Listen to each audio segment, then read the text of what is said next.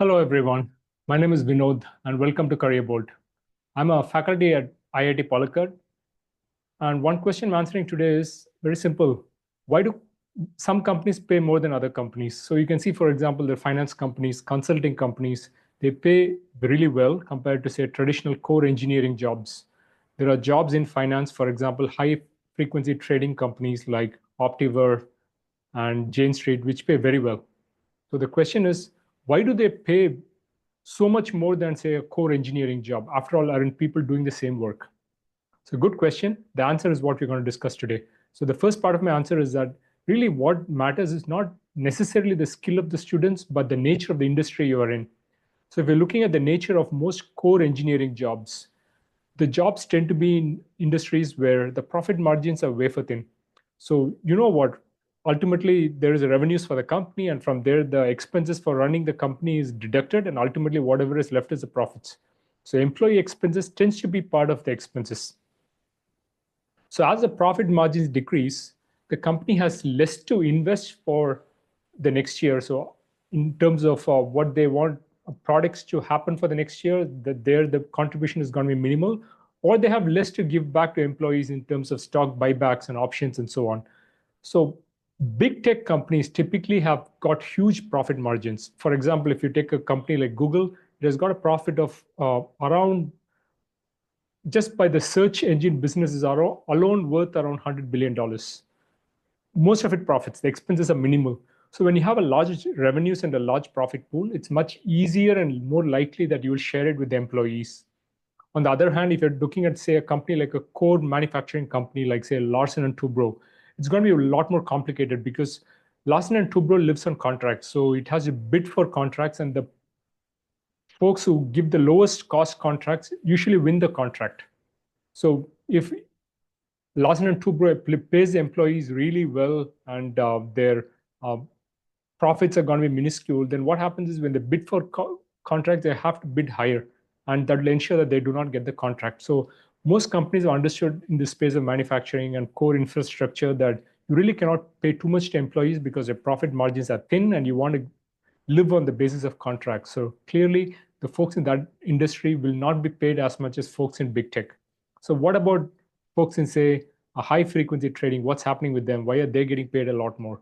Now, I think, again, the reason is that if you look at the nature of the industry, it's such that most of them tend to be in ETFs. That's a way of investing in the US, and they tend to be, Jane Street and other companies tend to be focused on the US. So it's easier for them to make money if you have the right contacts. So that's really what's happening for Jane Street. They're in the right industry, dealing with the right products, and in the right geography. So that helps them a lot. In addition, they also give a lot of value added compensation to employees. And the way they do it is that they have lots of quantitative models running, like hundreds and thousands of projects. And each project is dedicated to one engineer, and they are in charge of a certain business in a certain country, in a certain niche area. So everyone is working on small niche projects, and they are like the mini CEOs of the space they are in. So many of the software engineers are involved in quantitative modeling and work very closely with traders. So the amount of support staff in Jane Street, like, for example, folks in sales and marketing, in finance, in HR, are minimal. They really don't even have a proper CEO. So it's a very informal organization led by small groups of people.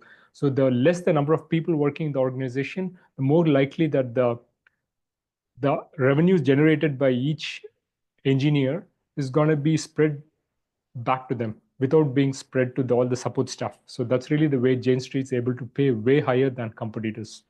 So if you want to choose a company, just be aware that some companies, by the very nature and industry and sector they're going to be in, will pay more than the others, and that's the nature of the game. So it's not like everything is awesome in high frequency trading and finance companies.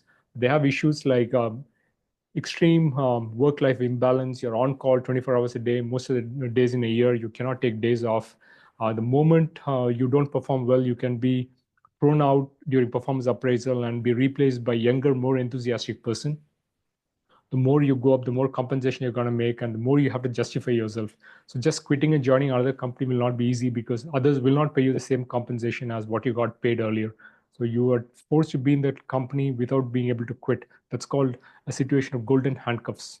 So these are some ideas I wanted to throw out. again, it doesn't suit everyone, but some people are like, okay, let me make as much money as early in my possible in my career. But they forget that compensation always begins very low in the beginning. As you reach your 40s and 50s, you begin to make tremendously much higher amounts of money, and you need to survive till then. And most people in high frequency trading are like, let me make as much money and retire very fast. So they pretty much end their careers, if they get a choice, they end it by their mid 30s or mid 40s, and don't understand that that's a period when compensation begins to increase.